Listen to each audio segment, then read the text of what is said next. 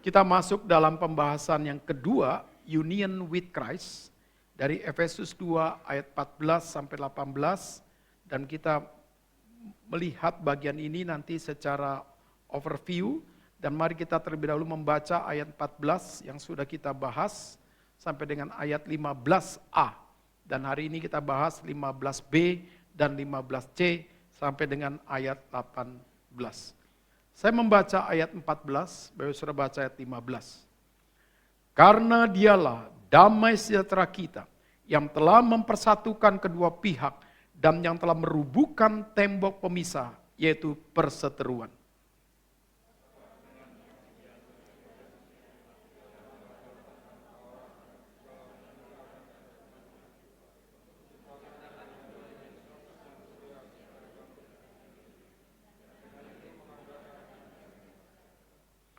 Dan untuk memperdamaikan keduanya di dalam satu tubuh dengan Allah oleh salib, dengan melenyapkan perseteruan pada salib itu.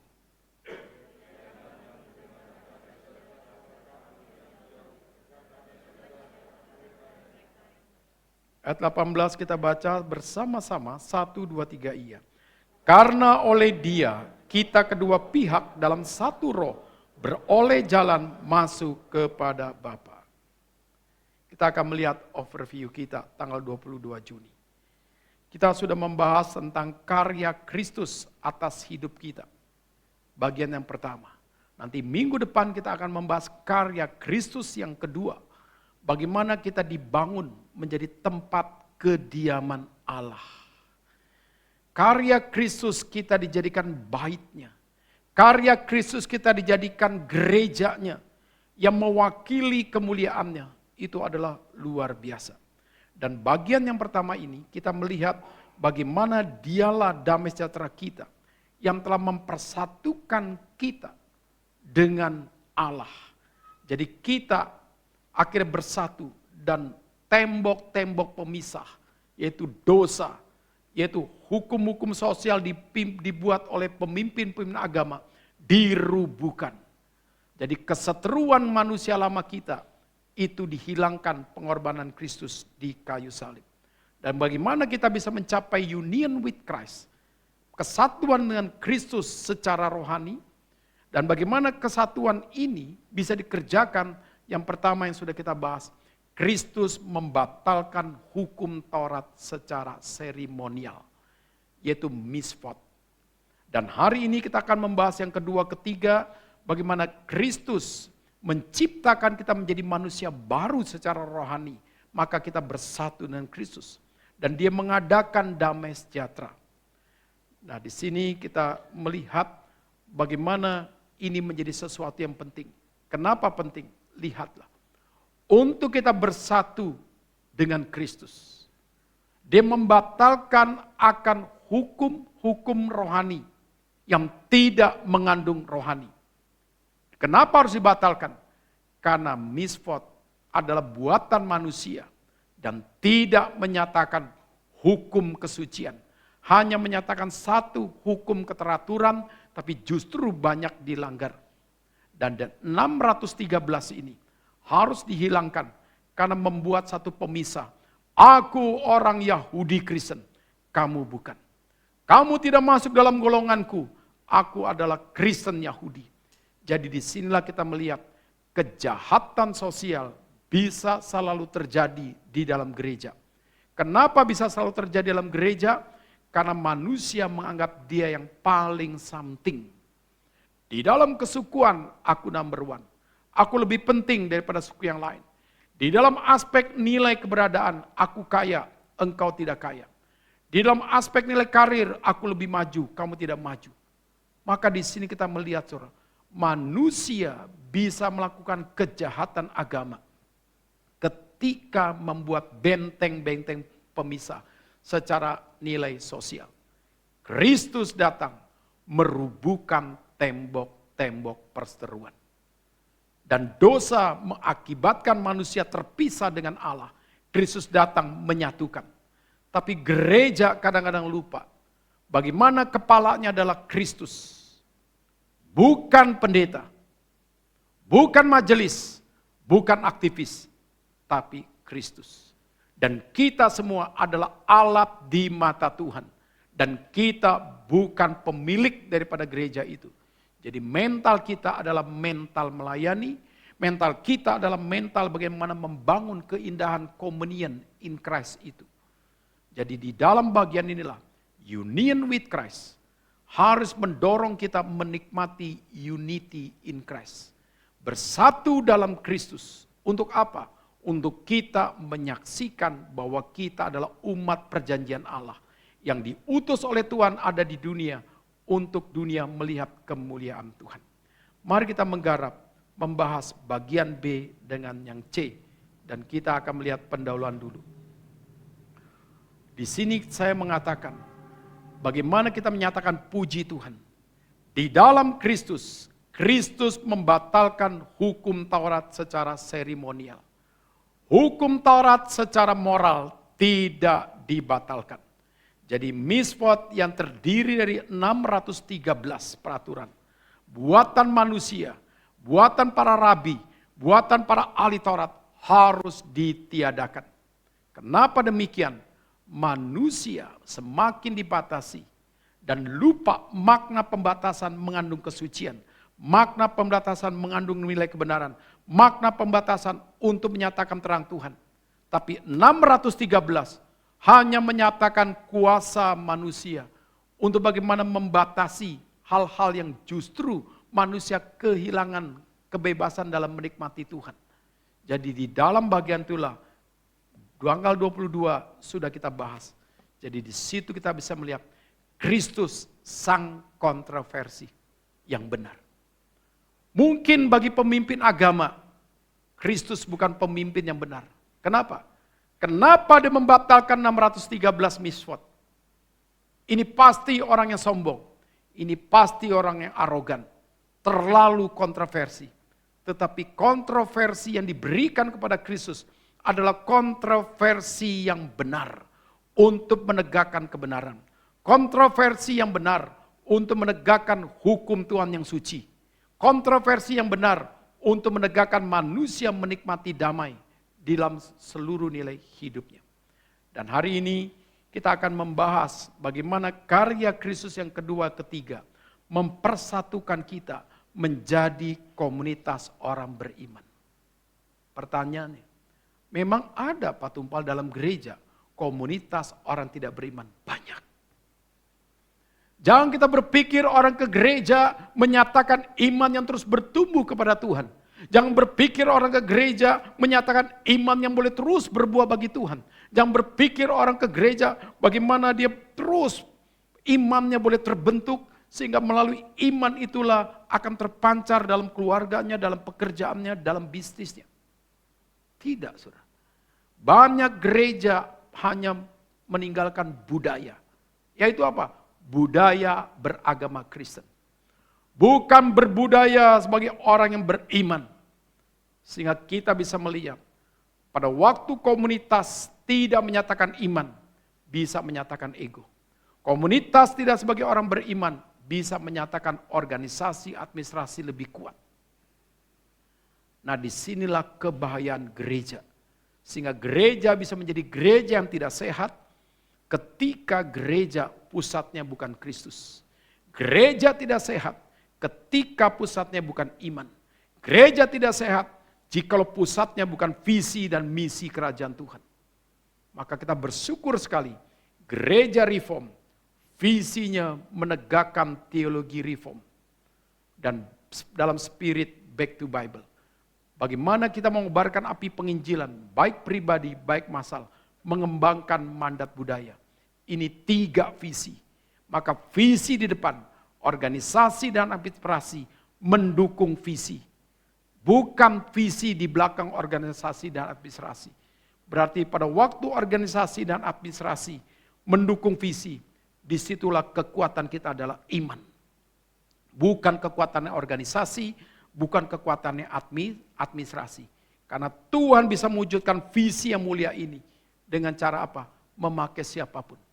Nah, disitulah kita melihat iman. Maka kita bersyukur sekali bagaimana kita harus berkomunitas secara gereja kecil di rumah. Pusatnya adalah Kristus, iman, dan visi kerajaan Tuhan. Bagaimana kita berkumpul di dalam komunitas gereja yang besar ini? Pusatnya adalah Kristus, iman, dan visi kerajaan Tuhan. Ketiga, bagaimana Kristus menciptakan kita menjadi manusia baru di dalam Dia. Dan mengadakan damai sejahtera. Kita tahu bagaimana Nikodemus tidak mengerti konsep ini. Dia sebagai guru Taurat, dia datang malam-malam belajar kepada Tuhan. Apa artinya semuanya ini? Dan Tuhan mengatakan ini adalah sesuatu yang harus terjadi. Yaitu kelahiran baru yang dikerjakan oleh Roh Kudus. Sampai dia tidak mengerti, sampai Tuhan memberitahu, jikalau kamu tidak dilahirkan baru, kamu tidak akan melihat tentang apa? Tentang kemuliaan surga. Maka pekerjaan Roh Kudus seperti angin. Kamu tidak bisa melihat dari mana angin itu mengembus daripada dirimu. Tetapi itu fakta. Demikian pun pekerjaan Roh Kudus bisa mempertobatkanmu, bisa merubah dirimu.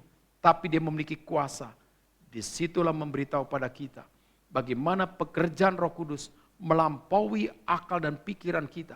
Tapi bisa menggarap seluruh kehidupan kita. Menjadi manusia baru secara rohani. Nanti kita akan bahas ini. Dan pertanyaan kita yang paling kritis. Bagaimana jika ada orang mengaku Kristen, tapi tidak bisa memunculkan buah hidup barunya? Ini adalah satu hal yang kontekstual. Surat ini ditulis dalam konteks Efesus, kota metropolitan pada saat itu. Pusat keuangan, pusat pendidikan, pusat budaya, pusat kenikmatan. Sehingga pada saat itu orang Kristen bisa menjadi sulit. Kenapa? Karena kota ini seperti kota Sodom. Kota yang penuh dengan tawaran dunia. Tapi bagaimana ini menjadi satu tantangan? Disinilah Paulus menekankan lagi apa artinya untuk kita diciptakan baru. Untuk kita menghadirkan shalom Tuhan dalam spirit daripada kemuliaan Kristus. Jadi kalau ada orang Kristen di tengah situasi seperti itu, tidak memunculkan buah hidup barunya dan buah damainya, dia bukan orang Kristen yang sejati. Mari kita membahas ini. Menciptakan kita menjadi manusia baru. Bapak Ibu saudara terkasih dalam nama Tuhan. Kristus mengatakan, dia sudah meniadakan, membatalkan, merubuhkan tembok sosial keagamaan. Setelah itu dirubuhkan untuk apa? Untuk dibangun ulang. Siapa yang membangun? Kristus. Dalam terang firman, dalam pekerjaan Allah Roh Kudus. Siapakah objek yang dibangun? Kita, umat pilihannya. Dan disinilah kita melihat, kita dibangun menjadi manusia baru melalui pekerjaan Allah Roh Kudus untuk menjadi umat yang percaya. Menjadi jemaat yang terus berjalan secara iman. Menjadi jemaat yang terus boleh memuliakan Tuhan melalui seluruh hidupnya. Jadi iman adalah satu energi hidup kita dalam kita berkomunitas. Jadi disitulah kita bisa melihat Tuhan menciptakan kita baru. Dan baru itu adalah sesuatu yang memang bisa berkarya dalam terang Tuhan. Baru itu bisa memunculkan satu kemuliaan yang baru. Kenapa? Karena pusat daripada rumah yang baru itu, kita, itu adalah Kristus. Dan energi yang paling kuat menjalankan adalah iman. Dan seluruh hidup kita mendapatkan panggilan daripada kerajaan Tuhan. Sehingga keindahan kita menjadi manusia baru adalah ketika kita sungguh-sungguh hidup berpusat kepada Kristus. Amin. Amin. Istilah baru bisa menggoda. Khususnya banyak hal. Misalnya kita bisa melihat di dalam hal-hal penemuan baru. Itu kadang-kadang buat orang tuh tertarik. Dan kemarin apa yang terjadi di Rinjani ketika ada rescue daripada seorang pendaki dari Brasil, maka mereka terus bisa berkomunikasi. Dan mereka juga membawa akan baterai yang bisa dipakai hampir 2 kali 24 jam. Nggak terlalu berat tapi bisa dipakai sehingga Starlink bisa langsung live. Jadi di atas dipasang Starlink sehingga yang di bawah pun bisa live semuanya dari situ. Jadi penemuan-penemuan baru bisa membuat orang makin kaya. Penemuan-penemuan baru bisa membuat orang makin pintar. Tapi penemuan baru teknologi, jikalau tanpa iman bisa membuat orang berdosa. Jadi segala sesuatu yang baru memang menarik. Punya rumah baru, punya mobil baru. Laki-laki yang hidupnya tidak kudus juga bangga punya istri baru. Punya simpanan yang baru. Jadi yang baru itu adalah berita yang segar. Tetapi saudara, semua itu akan berlalu karena tidak punya kekekalan. Tapi ketika firman Tuhan mengatakan, kamu dicipta baru dalam pekerjaan Allah Roh Kudus. Baru secara rohani dalam dignity kita. Baru di dalam seluruh status kita, bukan lagi orang berdosa, menjadi orang suci. Baru dalam nilai identitas kita, kita adalah alat kemuliaan Tuhan. Kita harus menyatakan kebenaran Tuhan, kita harus menyatakan terang Tuhan, kita harus menyatakan kesucian Tuhan. Nah, 3 bagian inilah menjadi satu tema dalam surat Efesus. Siapakah orang baru itu? Orang hidup benar. Siapakah orang baru itu? Orang yang mencintai kesucian. Siapakah orang baru itu? Orang mencintai hidup terang. Dan komunitas ini adalah komunitas yang berkarakter orang beriman dalam 3 karakter itu. Sehingga kalau jemaat Efesus adalah jemaat yang baru. Baru dalam nilai apa? Baru dalam nilai terus hidup dalam kebenaran dan mencintai kebenaran. Baru dalam seluruh hidup kesucian, terus mencintai kesucian. Baru dalam hidup terang dan terus hidup mencintai terang itu. Jadi kebaruan itu adalah kebaruan yang tidak pernah berhenti. Saya ulangi. Kebaruan itulah kebaruan yang tidak pernah berhenti. Kenapa tidak pernah berhenti? Karena penyertaan Tuhan setiap hari bisa menjadi baru. Dan iman kita bisa bertumbuh selalu baru. Kesucian kita bisa selalu baru. Kebenaran yang kita mengerti bisa selalu baru. Hidup kita dalam pimpinan terang selalu baru. Jadi dalam bagian inilah saudara, konsep baru dalam dunia bisa bersifat all. Tapi konsep baru dalam Kristus selalu bertema new. Selalu baru. Jadi di sini saudara, kita dicipta menjadi manusia baru. Yang bersifat auristens dalam bahasa Yunani. Artinya kita menjadi manusia baru yang selalu baru. Berarti saudara, kita tidak boleh bosan dengan diri kita. Setuju? Pada diam. Kita tidak boleh bosan dengan diri kita. Setuju? Siapa yang mulai bosan dan mulai kecewa dengan diri kita? Waktu ngelihat kaca. Wah, aku tua ya. Terus pas lihat buka HP, pas lagi remaja. Bandingin lagi. Ternyata aku udah nenek-nenek. Aku sudah kakek-kakek. Mulai bosan dengan diri.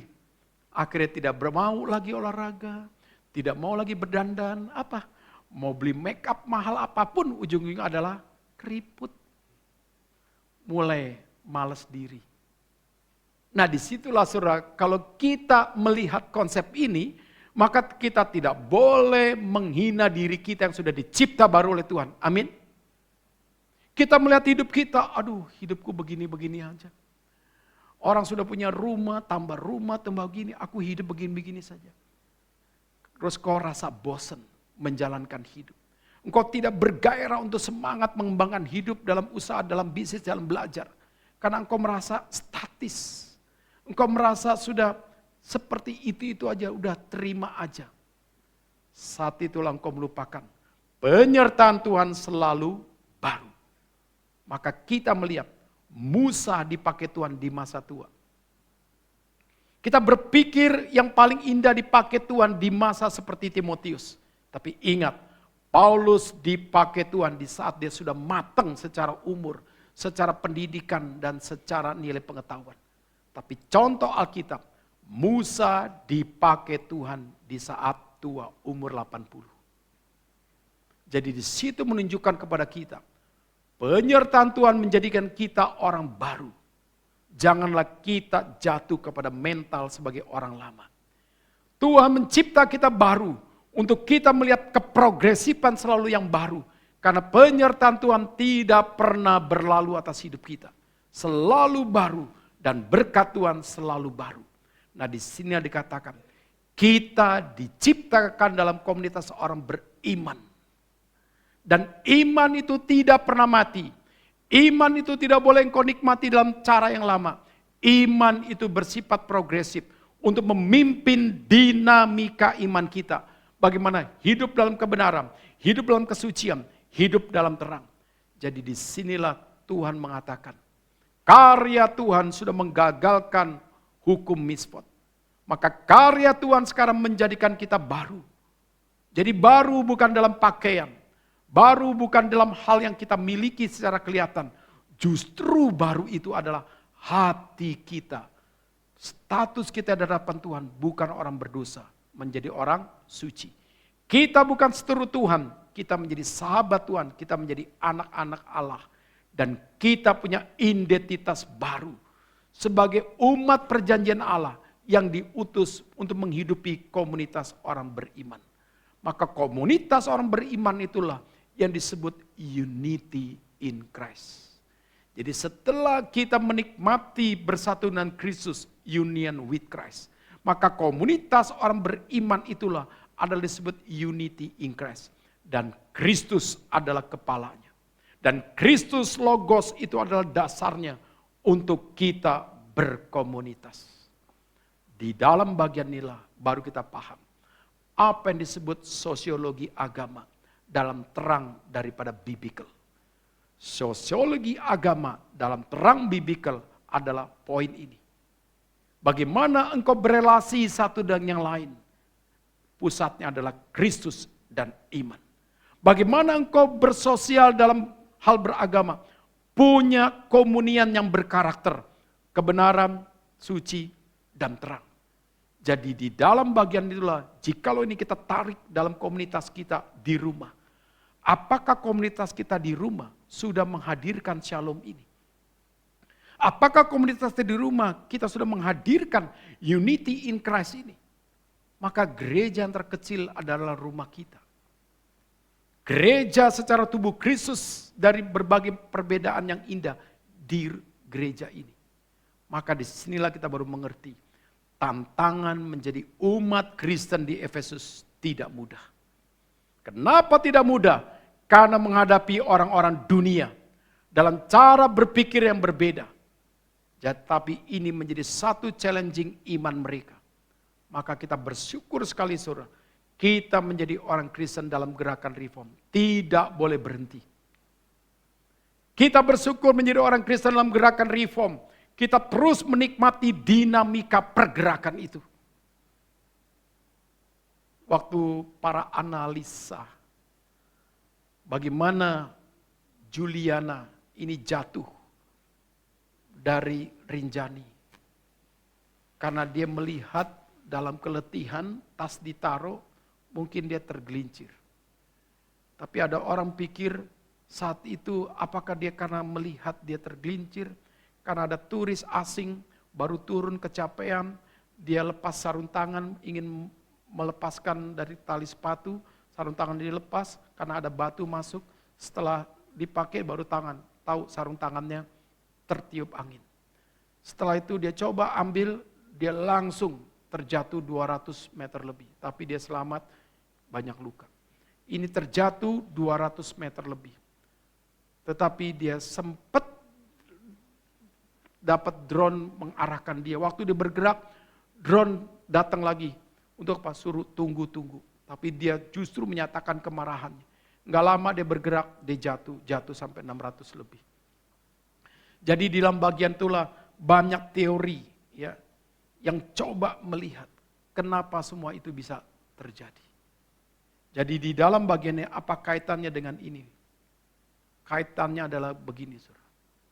Apapun hidup kita, dalam kondisi apapun juga, ingat, pergerakan kita harus sinkron dengan pergerakan Tuhan memimpin kita. Amin. Siapa yang sangka dia dari Brasil, pergerakannya ke Indonesia untuk mati? Sekarang keluarga yang menuntut dihukum internasional karena tim daripada rescue atau tim pendamping itu tidak profesional. Semua bisa manusia jalankan. Tetapi kita lihat, pergerakan Tuhan selalu berkaitan dengan kehendaknya yang mengandung damai. Pergerakannya selalu berkaitan dengan hidup kita penuh pengharapan.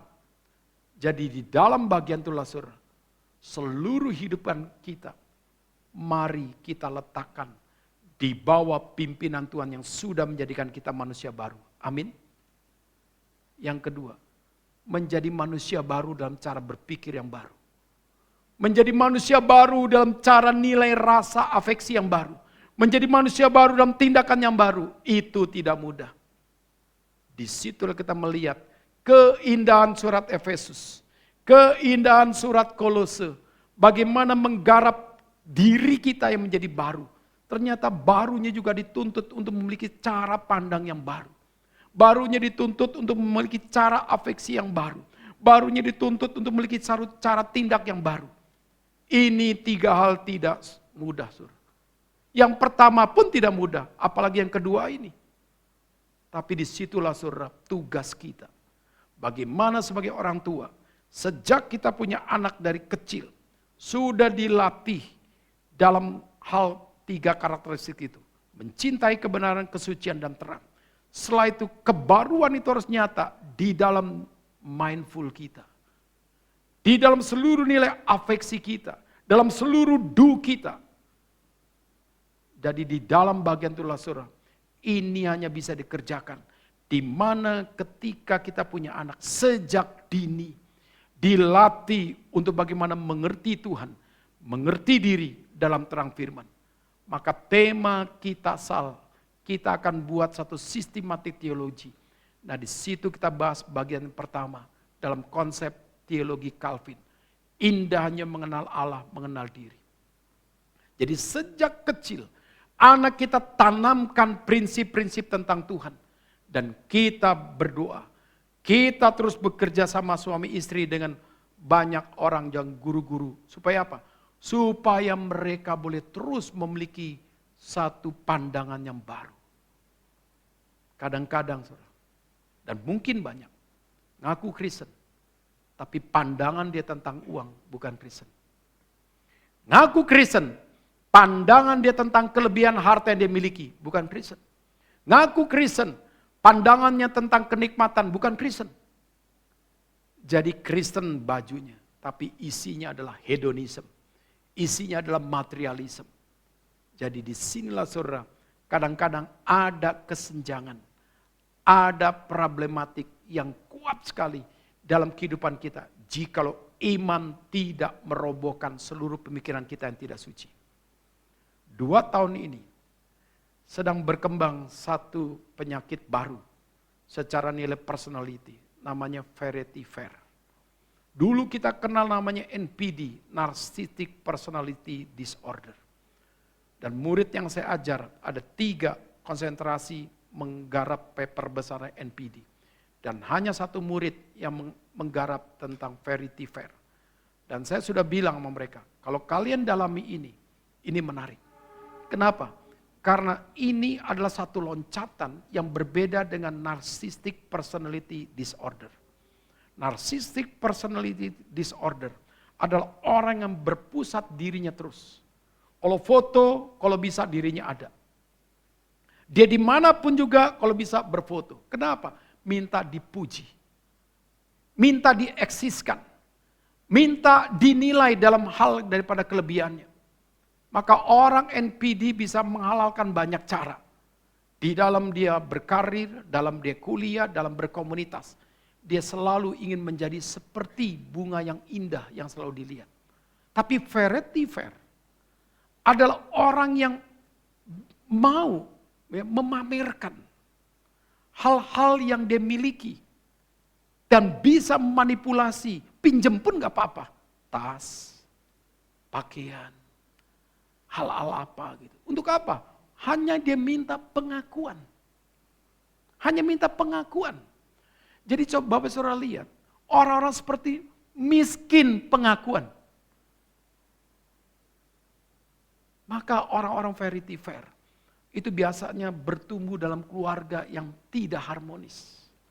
Sama dengan NPD. Orang Vanity Fair adalah orang yang bertumbuh, kadang-kadang komunitasnya tidak membuat dia punya rasa cukup untuk melihat diri dia di hadapan Tuhan dan di hadapan sesama. Jadi dalam bagian inilah saudara kita bisa melihat, dunia makin berdosa, penyakit personality makin beragam-ragam. Disinilah kita baru tahu saudara, betapa pentingnya hidup kita dalam Kristus. NPD harus hilang, amin. Vanity Fair harus hilang. Kenapa? Karena kita dipanggil bukan untuk menyombongkan diri kita. Kita dipanggil bukan untuk memamerkan apa yang kita pakai. Tapi kita hadir menyatakan Kristus tinggal dan diam dalam kehidupan kita. Jadi di dalam bagian inilah saudara, unity in Christ. Di mana Kristus menjadi kepala dan dasar, mengingatkan kepada kita betapa hal ini tidak mudah. Menjadi baru dalam pola berpikir tidak mudah. Menjadi baru dalam pola rasa tidak mudah. Menjadi baru dalam tindakan tidak mudah. Jadi disitulah saudara kita bisa melihat, memang manusia lama kita rusak karena tidak ada Kristus. Tapi manusia lama kita ketika diperbarui dalam Kristus, disitulah kita dituntut mengalami progressive sanctification. Progresif menjadi orang yang benar, progresif menjadi orang yang terang. Tetapi yang paling berat lagi, bagaimana kita punya cara pandang yang baru, cara nilai rasa yang baru, cara tindak yang baru. Nah disinilah Paulus menekankan, nyatakanlah itu semua dalam kehidupan. Maka komunitasmu orang beriman menjadi indah. Setuju? Setuju? Komunitas kita sebagai orang beriman akan indah di rumah. Komunitas kita orang beriman menjadi indah di Geri Sidoarjo. Kalau ketiga hal yang baru itu nyata. Kebenaran, kesucian terang, cara pandang yang baru, cara rasa baru, cara tindak yang baru. Tapi jikalau dua hal ini variabel ini tidak ada, maka komunitas kita hanya komunitas berorganisasi, beragama. Nah disinilah kita melihat Kolose 3 ayat 11, Galatia 2 ayat 20. Bagaimana dikatakan, mari kita baca ayat 11-nya, Kolose 3 ayat 11. Kita baca 1, 2, 3 iya. Dalam hal ini, tiada lagi orang Yunani atau orang Yahudi, orang bersunat, orang tak bersunat, orang barbar atau orang Skit, budak atau orang merdeka. Tapi Kristus adalah semua dan di dalam segala sesuatu. Puji Tuhan, di dalam Kristus tidak ada lagi orang kaya, orang miskin, orang pintar, orang tidak pintar. Orang bermartabat, orang tidak bermartabat. Tidak ada lagi orang sunat, tidak ada lagi orang barbar, tidak ada lagi orang Skit. Apa itu orang Skit? Skit adalah orang yang tinggal di dalam teluk laut mati. Mereka adalah orang-orang yang arogan, yang paling dibenci oleh orang-orang Yunani. Karena apa? Tidak bisa diajak diskusi. Tidak bisa diajak untuk bagaimana mencari jalan keluar berdasarkan rasio. Yang ada adalah berantem, yang adalah perang, yang adalah apa? Meluapkan emosi. Berarti kalau ada orang sekarang Pak Tumpal, tidak bisa diajak diskusi, tidak bisa diajak ngomong baik-baik, itu namanya Skit, yaitu Skit model baru. Ya. Tidak ada lagi budak, tidak ada lagi orang merdeka, tapi Kristus adalah semua. Apa artinya? Semua itu sudah dirubuhkan. Statusmu yang lama itu tinggalkan. Kamu menjadi orang baru dalam Kristus. Jadi Kristus yang harus menonjol. Semua kebaruan itu harus nyata. Dan ingat, Kristus di dalam segala sesuatu. Apa artinya? Jangan singkirkan Kristus hanya karena kesukuanmu. Jangan singkirkan Kristus hanya karena hobimu. Jangan singkirkan Kristus karena seluruh nilai apa yang mau kamu capai. Kemarin ketika di pusat, saya ditanya, Pak masih latihan tenis meja?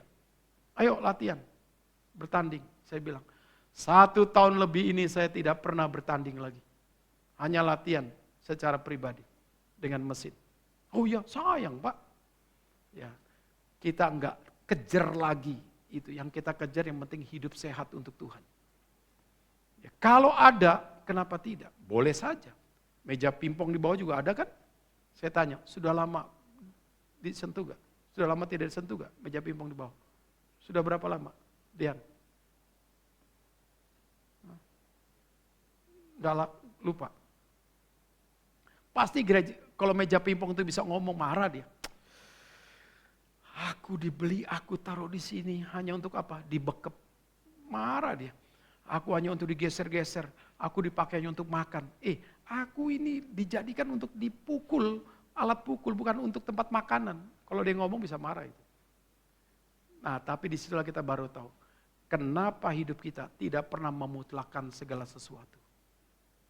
Karena kita tahu, keindahan dalam Kristus lebih indah daripada itu semua. Tapi bukan berarti kita tidak boleh olahraga, boleh. Nah, di dalam bagian inilah, saudara, hidup kita dalam komunitas indah.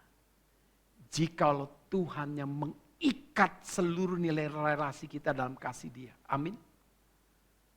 Tapi hidup relasi komunitas kita bisa menjadi tidak indah jikalau Kristus itu tersingkirkan. Kristus di dalam segala sesuatu. Enggak boleh disingkirkan.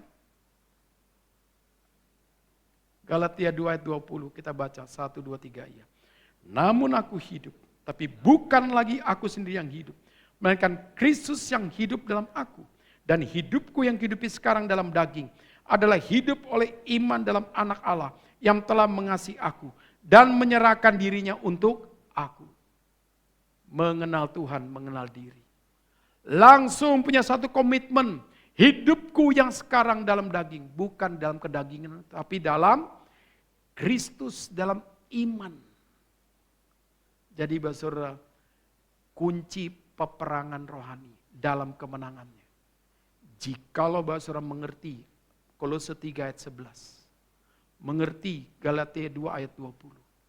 Waktu engkau mau marah, waktu engkau tergoda dengan dosa, ingat, Kristus sudah menebus dirimu. Ingat, Kristus sudah tinggal dalam dirimu. Ingat, engkau menjadi orang penting di mata Tuhan yang sudah melahirkanmu baru. Maka kedaginganmu harus kamu kalahkan. Kenapa? Hidupmu bukan lagi kamu yang menjadi Tuhan. Tapi hidupmu yang menjadi Tuhan adalah Kristus. Kalau dua hal ini dinyatakan, komunitas baru kita, sebagai ciptaan yang baru di gereja dan di rumah dimanapun semua, akan indah. Maka dalam bagian inilah saudara, kita merindukan bagaimana kita boleh sungguh-sungguh menjadi jemaat yang boleh terus meninggikan Kristus dan mentuhankan Kristus dalam seluruh aspek kehidupan kita. Dan yang terakhir, mengadakan damai sejahtera. Bapak yang saudara terkasih dalam nama Tuhan. Keseteruan kita dengan Bapa karena dosa-dosa kita. Agama tidak bisa menyelesaikan. Ritual-ritual tidak bisa menyelesaikan. Cara berpikir kita tidak bisa menyelesaikan. Moralitas kita tidak bisa menyelesaikan. Kecuali melalui pengorbanan Kristus di kayu salib. Nah di sini dikatakan, kata yang paling penting mengadakan. Terjemahan yang lain adalah Kristus membeli damai sejahtera itu. Ya. Jadi dia in making. Dia mengadakan damai sejahtera untuk kasihnya kepada kita. Dia mengadakan damai sejahtera untuk kita dikembalikan dalam umat pilihan yang sejati. Dia mengadakan damai sejahtera dengan mengorbankan dirinya sendiri. Ini luar biasa. Maka kata mengadakan ini menjadi sesuatu pengulangan yang ditekankan oleh Paulus yang menjadi berbeda. Mengadakan. Saya tanya saudara, kalau kita punya satu event, ya, maka kita pasti sudah berpikir dong, berani melalui event itu kita mengeluarkan uang dan lain-lain. Tapi kalau kita punya satu kepentingan, tapi orang lain yang mengorbankan dirinya untuk kepentingan kita, disitulah kita akan terkagum-kagum. Kenapa? Karena kita tidak mampu, kita tidak bisa, tapi ada orang lain yang melakukannya. Disinilah kita diajak untuk memikirkan, pandanglah Kristus. Status kita musuh Allah. Status kita hidup dalam kekacauan. Tapi sekarang Dia mengadakan damai sejahtera itu. Kata mengadakan, Tuhan in making. Tuhan berbuat sesuatu yang aktif demi kita. Jadi disitulah kita akan terkagum-kagum dengan Tuhan. Yang ternyata Dia bekerja melampaui waktu kita, bekerja melampaui akal budi kita. Dan ketika Dia mengadakan bukan untuk benefit kita, Dia mengadakan justru mengorbankan dirinya. Disitulah kita baru mengerti ini yang disebut kasih yang konstruktif.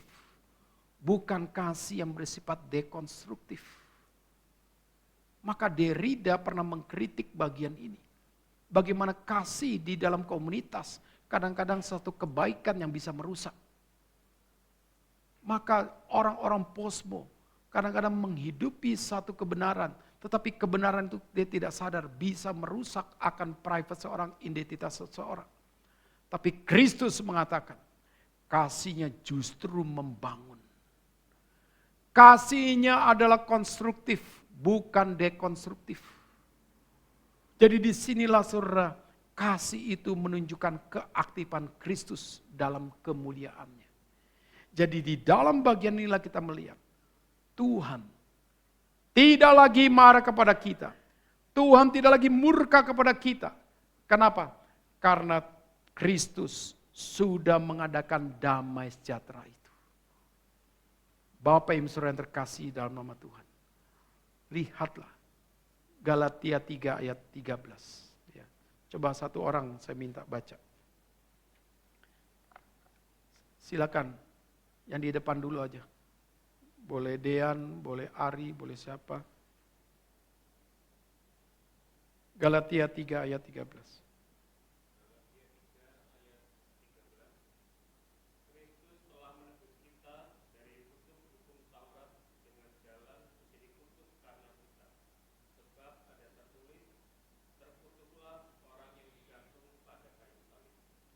Perhatikan, kasih yang punya nilai penebusan.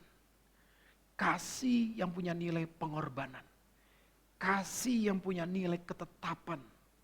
Untuk bagaimana kita tidak lagi menjadi orang terkutuk. Bukankah ini 3 karakter kasih yang luar biasa yang dinyatakan di dalam Galatia? Kasih yang punya nilai penebusan. Kasih yang punya nilai pengorbanan. Kasih yang punya satu nilai pembaruan. Kutuk itu sekarang diemban oleh Kristus supaya kita tidak menjadi orang yang terkutuk. Itulah yang disebut suprematif kasih daripada Kristus. Jadi di dalam bagian lasur, apakah kita sudah memiliki kasih seperti Kristus itu dalam kehidupan kita berelasi? Kasih yang punya nilai penebusan. Kasih yang punya nilai pengorbanan. Kasih yang punya nilai pembaruan. Satu ketetapan untuk hidup kita lebih baik. Jadi Galatia 3 ayat 13 menyatakan itu. Berarti ini menunjukkan kepada kita penebusan, pengorbanan, dan pembaruan pada Kristus. Tidak bersifat murahan. Amin. Tapi bersifat sesuatu yang sakral. Karena di dalamnya ada satu rancangan Allah untuk hidup kita lebih baik lagi, lebih baik lagi, lebih baik lagi. Jadi shalom di sini, damai di sini, mengajak kita bagaimana dalam nilai komunitas kita sebagai orang beriman. Tidak boleh lagi ada kebencian.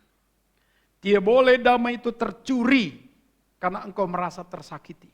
Tidak boleh damai itu tercuri hanya karena engkau merasa misalnya tersinggung atau apa-apa. Maka ayat 17, ayat 18. Paulus mengulang. Kenapa mengulang? Dan apa yang diulang? Yang diulang adalah kata memberitakan kabar baik itu. Pendamaian dan keselamatan. Kenapa ini diulang? Untuk mengingatkan kita. Kedatangan Kristus untuk sebagai pendamai. Untuk memberikan kita keselamatan. Maka pada waktu engkau berkomunitas, ingatlah. Berkomunitasmu adalah menyatakan kabar damai sejahtera itu. Apa artinya Pak Topal? Artinya shalom itu tidak boleh hilang dari komunitasmu. Saya ulangi. Shalom itu tidak boleh hilang dari komunitasmu. Amin. Kalau shalom itu hilang dari komunitasmu karena egomu, engkau berdosa. Shalom itu hilang karena engkau tidak bisa mengampuni orang, kamu berdosa. Shalom itu hilang karena kamu tidak melihat Kristus sehingga kamu tidak bisa mengampuni orang, kamu berdosa. Maka kadang-kadang saudara, ada orang salah kepada diri kita. Tapi kita bisa double kesalahan. Kenapa? Tidak mengampuni orang itu. Kenapa double? Udah gak mengampuni, benci lagi. Pokoknya dia bilang, di dalam hidupku, kamu tidak ada lagi peta relasi dengan diriku. Kejam. Ya.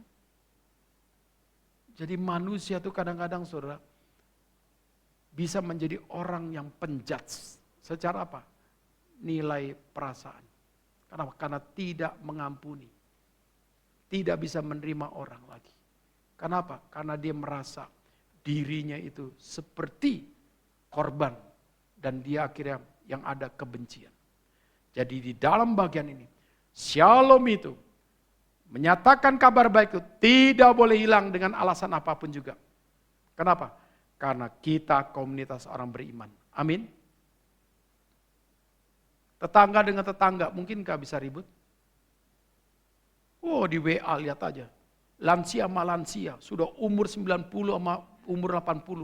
Yang ini bawa kayu, yang ini bawa tetangga. Terus, kapan itu ribut? Ributnya dari keluarga muda sampai nenek-nenek masih ribut. Bayangkan kalau itu ada orang Kristen. Ya sama-sama atau gereja misalnya. Ternyata kata dilaporin Pak RT, siapa nih pendetanya? Oh pendeta Tumpal dipanggil. Ini jemaatmu. Kenapa? Bikin heboh terus. Kata gitu. Sudah jadi nenek-nenek berantem. Wah, terus di videoin lagi masih CCTV, direkam kayak gitu. Lucu lagi satu jalan begini, gitu kan. Bayangkan saudara, bisa menjadi seperti itu kan sangat memalukan Tuhan. Maka kita saudara, ketika Kristus tinggal dan diam dalam diri kita, kita tidak boleh membiarkan kebencian, iri apapun, 0,01% pun bertata. Amin. Disinilah Paulus ingatkan, ingat. Kamu berkomunitas di Efesus, banyak musuhmu. Kamu berkomunitas dalam Efesus, banyak orang membencimu. Kamu berkomunitas dalam Korintus, banyak orang ingin menjatuhkanmu. Tapi panggilanmu bukan untuk balas dendam. Panggilanmu bukan menyakiti mereka. Panggilanmu menyatakan kabar baik. Kristus adalah Tuhan dan menyatakan damai itu. Jadi sebagai anak Tuhan yang sudah didamaikan, wajib bagi kita memaknai hidup ini dengan mencintai hidup damai. Dalam semangat kasih agape. Menjadi peacemaker Tuhan. Matius 5 ayat 9. Terhadap sesama manusia. Hal ini sangat penting sebagai bukti bahwa kita adalah anak-anak Allah yang sejati. Yesus suatu khotbah di bukit dikatakan, jangan kamu kebaktian. Tinggalkanlah semua persembahanmu. Pulang ke rumah berdamai. Kenapa? Karena kamu datang masih bawa kebencian. Kamu datang masih membawa amarah. Tinggalkan semua persembahanmu. Berdamai dulu. Mungkin kita bilang, Tuhan bukan aku yang salah, dia yang salah. Koko yang salah, Cece yang salah, papa yang salah, istri yang salah. Mertua yang salah. Tuhan bilang tidak, berdamai. Kenapa? Kasihmu harus kasih yang aktif. Bukan yang pasif. Dan jangan membohongi Tuhan. Jadi jaga kesucian hati. Pertanyaannya, mudah gak ini? Mudahkah kalau kita pernah ditipu, pernah dilukai, pernah difitnah, tapi kita harus mengampuni dan menerima orang? Tidak mudah. Forgive beda dengan forget. Mulut bisa, aku mengampunimu. Forgive. Forget, lihat kamu ingat, dulu lo utang sama gue gak bayar-bayar. Dulu nyakiti saya secara mulut, secara tindakan. Forgive sih forgive, tapi forget apa? Gak mungkin. Bahkan saya juga gak pernah merasakan disakiti ya, atau diselingkuhi atau apa gitu. Jadi ada orang kadang-kadang gini, ini saya menikah nih pacar kelima Pak. Yang keempat satu diselingkuhi, kedua diselingkuhi, ketiga diselingkuhi. Ya. Yang keempat selingkuhi, yang kelima inilah. Kalau ada laki-laki pernah diselingkuhi oleh 4 perempuan, masalahnya di mana kira-kira? Kalau kita jawab laki-laki. Siapa yang pintar, siapa yang bodoh? Yang mantan playboy bisa tahu. Atau yang orang jujur yang terlalu tulus bisa jawab. Pasti kita yang salah. Kenapa kita ada unsur juga salah, dia ada salah? Mungkin salahnya dia 70%, salahnya kita 30%. Ya mungkin karena kita tidak bisa punya satu kriteria menilai orang yang matang secara nilai iman karakter. Maka banyak hal saudara penyebab terjadi perselingkuhan. Banyak hal. Dan banyak jurnal sudah meneliti. Ya, jadi dalam bagiannya saya tidak mau mendalami itu. Tapi intinya saudara, kita bisa mengampuni, forgive dan forget. Kenapa? Karena Kristus sudah terlebih dahulu mengampuni kita. Jadi dengan iman, dengan kasih kepada Allah dan sesama, pasti kita akan dimampukan. Jadi enggak ada orang mengatakan enggak mungkin saya mengampuni orang itu. Karena dia sudah mempermalukan saya, sudah menyakiti orang tua saya, sudah menghina saya. Enggak mungkin. Memang kamu secara manusia tidak mungkin. Tapi secara nilai iman kasih kepada Tuhan, dalam terang firman, pasti kamu bisa. Tapi biar bagaimanapun saudara, walaupun kau sulit, tetaplah nyatakan Tuhan yang mampu. Jadi Roma 5 ayat 1 dengan 3, mari kita baca, 1, 2, 3 aja. Sebab itu, kita ini dibenarkan karena iman, kita hidup dalam damai sejahtera dengan Allah, anak Tuhan kita, Yesus Kristus. Oleh Dia kita juga beroleh jalan masuk oleh iman kepada kasih karunia ini. Dan di dalam kasih karunia ini kita berdiri dan kita bermegah dalam pengharapan akan menerima kemuliaan Allah. Membaca Roma 5 ayat 1 dengan 3. Langsung memberitahu kepada kita. Apapun kuncinya adalah iman. Nilai komunitasmu adalah Kristus. Nilai komunitasmu adalah iman. Maka hal mengampuni, hal membangun kesatuan itu bisa indah. Jikalau imannya memimpin. Bukan dirimu. Bukan egomu. Jadi di dalam bagian inilah saudara, kita mengatakan puji Tuhan. Di dalam Kristus kita disatukan. Dan orang yang bersatu dibukakan jalan. Untuk apa? Senantiasa beribadah kepada Tuhan. Itulah pentingnya ayat 17-18. Diulangi, ditekankan. Untuk kita disadarkan, kamu disatukan untuk apa? Untuk terus beribadah kepada Tuhan. Karena Tuhan sudah membuka pintu jalan kamu kepada Bapa untuk mengerti akan pimpinannya. Apa mutiara kita hari ini? Mari kita baca bagian yang pertama. 1, 2, 3 iya. Karya Tuhan Yesus Kristus atas hidup kita luar biasa besarnya. Di mana dosa merusak citra diri kita, tetapi melalui Kristus kita menjadi baru dalam status dan identitas sebagai anak-anak Allah. Dan kebaruan ini harus nampak melalui cara berpikir, cara rasa, cara bertindak. Yaitu untuk menyaksikan kemuliaan Kristus. Kebaruan kita dalam status. Kebaruan kita dalam identitas. Kebaruan kita dalam cara berpikir, cara rasa, cara tindak. Biarlah ini boleh terus nampak dalam komunitas kita. Kedua kita baca, 1, 2, 3 iya. Melalui pengorbanan Kristus di salib, kita didamaikan dengan Bapa. Dan kita bukan lagi seteru Allah, melainkan menjadi anak Allah melalui damai sejahtera daripada Kristus. Kristus memanggil kita menjadi agen damainya secara iman dimanapun kita ditempatkan oleh Tuhan. Amin. Saya harap Gary Sidoarjo tidak boleh punya musuh. Orang lain boleh menganggap kita musuhnya. Tapi kita tidak boleh punya anggap orang itu musuh kita. Karena salah satu yang menghalangi berkat Tuhan atas hidup kita. Ketika ada 0,001% kebencian iri dalam hati kita. Penyertaan Tuhan itu hilang. berkat Tuhan itu hilang. Hikmat Tuhan untuk memimpin kita mencapai hal yang di depan hilang. Kenapa? Karena ternyata saudara, di pikiran kita, perasaan kita, tindakan kita, ada unsur kebencian, iri, marah kepada orang lain. Kristus sudah mempersatukan kita dengan dirinya. Maka hal-hal yang tidak berkenan dengan kesatuan itu harus kamu singkirkan. Dan kesatuan itu menjadi satu kesatuan yang indah karena kita sudah bersatu di dalam keindahan daripada Allah Tritunggal. Dan kita sudah dijadikan manusia baru. Dan kita sudah menikmati damai karena Kristus yang mengadakan. Dan marilah kita menjadi agen-agen kemuliaan Tuhan. Amin.